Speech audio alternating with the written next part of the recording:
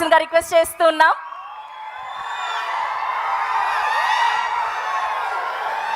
Good evening. అందరికన్నా first నేనే చెప్తా, అడ్వాన్స్ హ్యాపీ బర్త్డే చరణ్.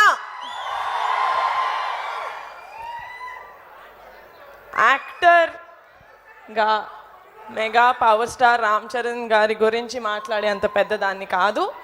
నాకు తెలిసింది ఒకటే, చరణ్ ఏ సినిమా చేసినా కష్టపడి మేము రామ్ చరణ్ ఫ్యాన్స్ అని కాలర్ ఎత్తుకునేలాగా ఉండాలి.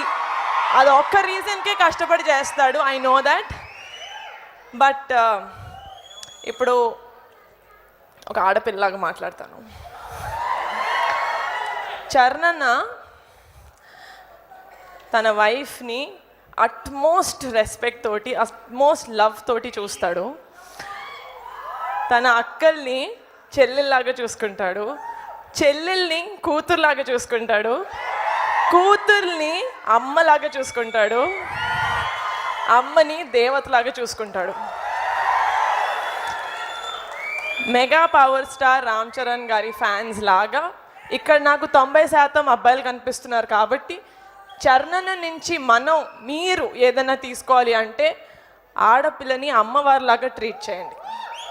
అండ్ ఒక ఆడపిల్ల పక్కన mega power star Ram Charan గారి ఫ్యాన్స్ ఉన్నారు అంటే ధైర్యంగా ఉండాలి. ఒక ఆడపిల్ల ఉంటారు కదా. చరణ్ బర్త్డే రోజు ఇది ప్రామిసా కాదా? ఐ రియలీ హోప్ చరణ్ హెల్దీగా, హ్యాపీగా, లైఫ్ లాంగ్ ఉండాలని మనస్ఫూర్తిగా కోరుకుంటున్నాను. Thank you so much. I love you so much Charan.